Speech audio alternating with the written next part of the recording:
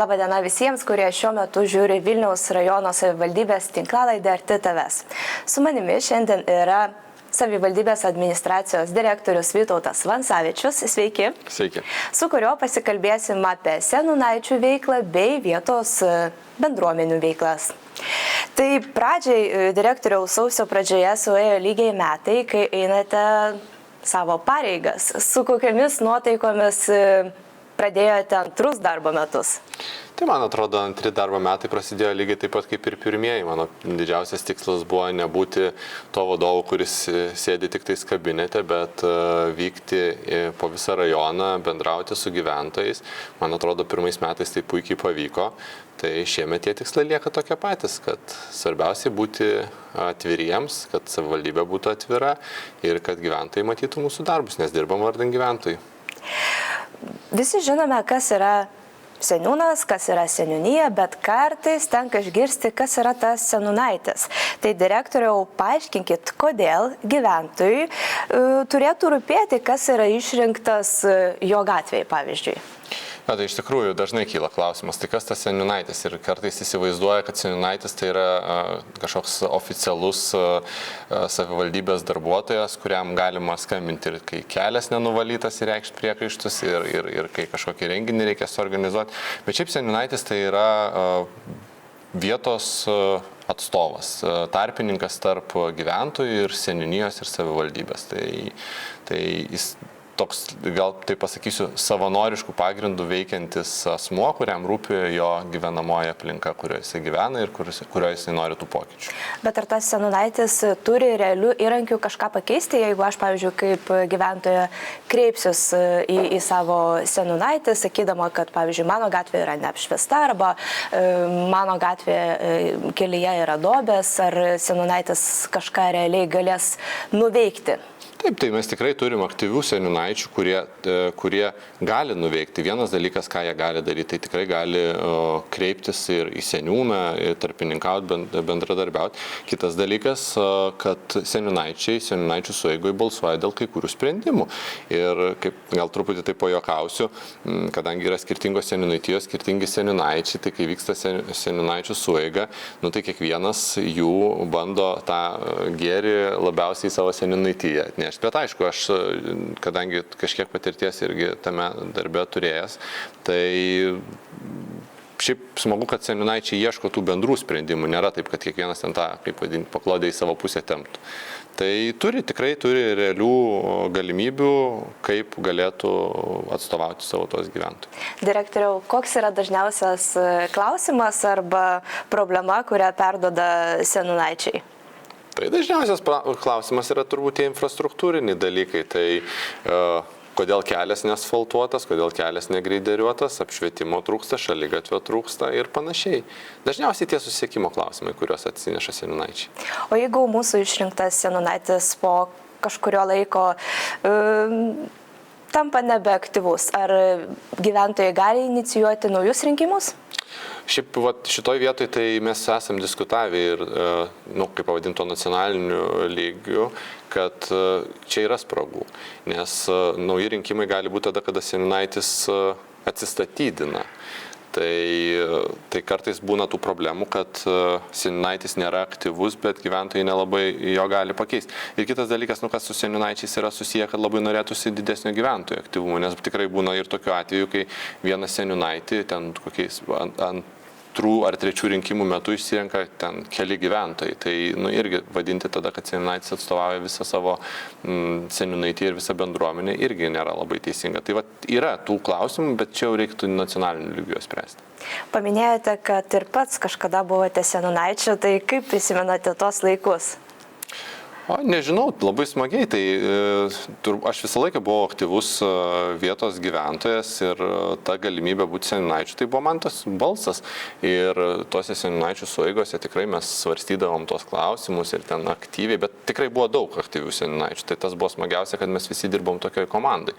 Tai gerai atsimenu, būdavo ir tokių, kaip aš ir minėjau, pavyzdžių, kai skambina ir sako, kelias nenuvalytas, tai kaip jūs dirbat, tai tekdavo paaiškinti, kad neturiu tokių galimybių aš tą kelią išvalyti, bet tarpininkauti, visą laiką tarpininkaudavau tarp seniūnijos ir net ne tarp seniūnijos, dažnai ir į savivaldybę kreipdavausi. O kas būtų labiau nustebęs, jūs tuometinis pamatęs šiandien save savivaldybės administracijos direktoriaus kėdėje, ar jūs dabartinis, jeigu gautumėte savo kažkada rašytą aprašymą savivaldybei, seniūnijai? Tai turbūt būtų juokinga, jeigu aš gaučiau dabar savo rašytą prašymą, nes kai tu tos prašymus rašai, atrodo, kad viskas labai paprastai ir greitai gyvendinama. Kai dirbi savivaldybei, tai supranti, kad tie procesai, kad ir kaip mes juos bandom optimizuoti ir kad jie būtų efektyvesni, bet vis tiek yra procedūros, įstatymai, kurių mes privalom laikytis. Tai ir viešieji pirkimai, ir strateginių planų visokie rengimai, ir taryba, kuri balsuoja. Tai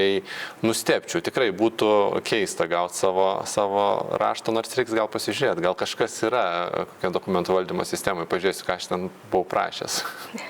O sakykit, prašau, ar yra kažkokie tai apribojimai, kas negalėtų tapti seniūnaičiu? Tai taip kaip ir daugelį vietų, tai teisti asmenys negali tapti seniūnaičiais ir pirmiausia, tai negali tapti tarybos nariai, savivaldybės darbuotojai, nes tada jau būtų interesų konfliktas, tai šitie žmonės negali būti seniūnaičiai.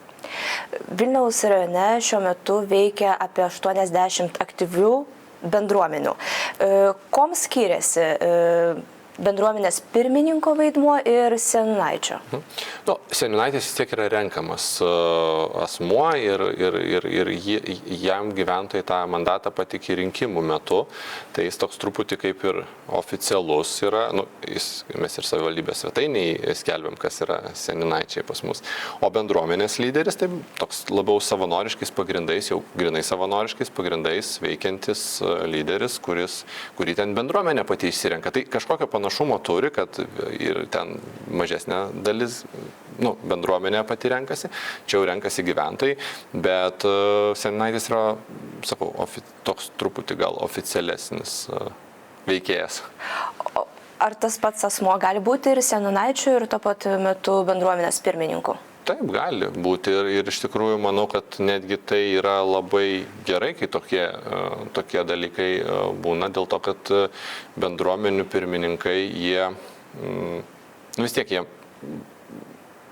bendruomenė yra toks žmonių ratas, kur žmonės ten savo norų susibūrė ir jie visi, dauguma jų iniciatyvus, o gyventojai, jeigu taip kalbant apie pačius gyventojus, tai ne visą laiką jie būna tokie aktyvūs. Tai kai ateina iš bendruomenės, tarkim, seniūnaitis kažkoks, tai jisai atsineša tikrai tų aktyvių gyventojų balsą jau taip labai aktyviai. Tų bendruomenių veikla paskutiniais metais tiek Vilniaus rajone, tiek Lietuvoje ta veikla vis aktyvesnė. Kiek gali būti bendruomenių vienoje ar kitoje seniūnijoje? Ne, tai nėra, mes tikrai džiaugiamės, kad pas mus bendruomenės labai aktyvėja, bet kažkokio ribojimo nėra. Tai aš kaip ir sakiau, bendruomenė tai yra žmonių grupė susibūrusi vardan kažkokio vieno ar kito intereso. Tai mes tikrai turim pavyzdžių, kai vienoje seniūnijoje turim vieną bendruomenę, o kitoje seniūnijoje turim kelias ar net 10 gal neturim, bet tikrai ten 5, pavyzdžiui, bendruomenės. Aišku, smagu būtų, kad tos bendruomenės irgi burtųsi kažkaip, nes suprantate, kiekviena grupė žmonių turi kažkiek skirtingus interesus. Tai norėtųsi, kad mūsų tie gyventojai turėtų tą vieną bendrą interesą matyti tą gražėjantį Vilniaus rajoną. O kodėl yra svarbu bendruomeniai oficialiai įsikurti kaip juridiniam asmeniui? Kokias duris tai atveria? Tai, kai tu esi jau oficialus kažkoks darinys, tai yra ir ES visokie projektai, kur tu gali dalyvauti, ir savivaldybės skelbia, kur gali paraiškas bendruomenės teikti, tai mes turim tų iniciatyvų. Tai manau, kad tiesiog lygiai taip pat mes neretai sulaukiam prašymų, pavyzdžiui, duoti patalpas kažkokias bendruomenėms, kad jos galėtų savo veiklą kažkokią vykdyti. Tai manau, visa tai ir yra dėl to, kad jie jau yra oficialūs, nes jeigu ateitų kažkas, sakytų, mes esame bendruomenė, niekur neregistruoti, duokit mums patalpas. Tai greičiausiai, negreičiausiai, tikrai savivaldybė negalėtų net svarstyti tokios galimybės. O dabar turim oficialių bendruomenių, kurios ateina, kai kuriom taryba neduoda tų patalpų, bet paskutinio tarybos posėdžio, kiek pamenu, metu suteikė Paberžės vienai bendruomeniai patalpas ir jos ten galės pradėti ją vykdyti veiklą ir kažkokią, plačiau veikti. O kaip vertinate tą dialogą pastaruoju metu tarp bendruomenių ir savivaldybės? Žinot, labai sunku vertinti, čia turbūt bendruomenės turėtų pasakyti, kaip jos vertina bendradarbiavimą su savivaldybė ir tą dialogą. Aš tai manau, kad tas dialogas yra tikrai neblogas. Mes girdim bendruomenės, tuo labiau, kad jeigu bendruomenės nesijaustų girdimos ir nesijaustų, kad savivaldybė yra svarbu, kad jos yra ir kokios jos yra, tai turbūt jos nebūtų tokios aktyvios ir nebūtų jų tiek daug, nes tas bendruomenio aktyvumas iš tikrųjų pasireiškia pastaraisiais metais. Tikrai čia negalima girtis, kad būtent šitoj kadencijai, bet aš taip jaučiu, kad porą metų yra tada, kada bendruomenės tikrai yra labai aktyvios, jos daug nori, jos prašo, bet kartu ir prisideda ir pačios dalyvauja. Nėra taip, kad tik tais duokit, bet mes nieko nedarysim. Turbūt verta paminėti, kad gruodžio pradžioje praeitų metų buvo įsteigta nauja Vilniaus rajono bendruomenių sąjunga. Kokias galimybės ir lūkesčius siejate su naujai įsteigta sąjunga? Tai aš kaip ir sakiau, aš norėčiau, kad bendruomenės ir tie patys seniūnaičiai Vilniaus rajone veiktų kartu, turėtų bendrą interesą, kad tas Vilniaus rajonas keistųsi, kad nebūtų taip, kad viena bendruomenė tik tais į savo ten seniūniją tempia kažkokius projektus ir panašiai, nes yra ir dalyvavimasis biudžetas tada, kada bendruomenė susivienyje, ten balsuoja ir matom, kur ten aktyvas, tai jiems geriau pasiseka. Tai norisi tiesiog, kad būtų vienas bendras tikslas, kad keičiasi Vilniaus rajonas, keičiasi ta gyvenamoji aplinka ir to pagrindas yra tos visos bendruomenės, kurios bendradarbiauja kartu. Na ir pabaigai, direktoriau, jeigu turėtumėte stebuklingą lazdelę, kuri išpildytų vieną norą, tai koks tai būtų noras? Ar kad visi žvyrkeliai Vilniaus rajono savivaldybėje būtų išasfaltuoti, ar kad kiekvienas rajono gyventojas būtų su gera nuotaika, su šypsena veide? Čia toks labai sunkus klausimas, nes jeigu turėčiau, tai aš tikrai norėčiau, kad visi žvyrkeliai būtų išasfaltuoti, kad visos duobės užtaisytos, kad visi vaikai turėtų ugdymo įstaigas šalia namų, visi apšviesti šaligatviai ir dviračių takai nuo vienos iki kitos seniūnijos būtų.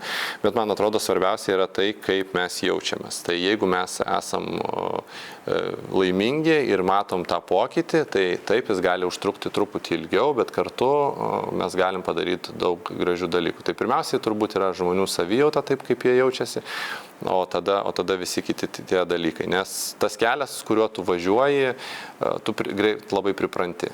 Bet jeigu tu važiuosi to keliu kiekvieną rytą susiraukęs, tai nedžiugins ir tas kelias. Tai pirmiausiai turbūt yra, kad žmonės būtų laimingi, o tada kartu bendrai visi vardant tų gražių darbų ir vardant besikeičiančio Vilniaus rajono.